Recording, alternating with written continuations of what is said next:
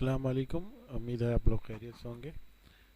इस वीडियो में मैं आपको दिखाना चाह रहा हूँ कि कैसे हम मैप लेआउट्स को जो है वो डिफरेंट फॉर्मेट में सेव कर सकते हैं। बिल्कुल मैंने ये अपना एक लेआउट पहले से तैयार करके रखा हुआ है।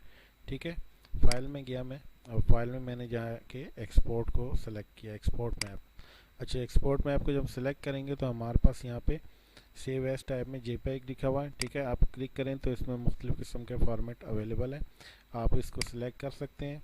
इसके अलावा आपने डीपीआई जितनी है वो यहाँ से आप चेंज कर सकते हैं। बिलफर्ज मुख्तलिफ रिसर्च पेपर में जो है उन्होंने मुख्तलिफ डीपीआई के मैप मांगे होते हैं, तो आप यहाँ से जो है वो इसकी डीपीआई चेंज करके जो है वो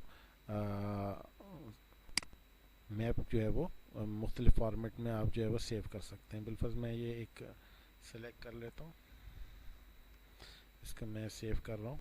ठीक है, ये हमारा मैप जो है वो एक्सपोर्ट हो गया, और मैं जाके इसको खोलता हूँ ड्राइव में।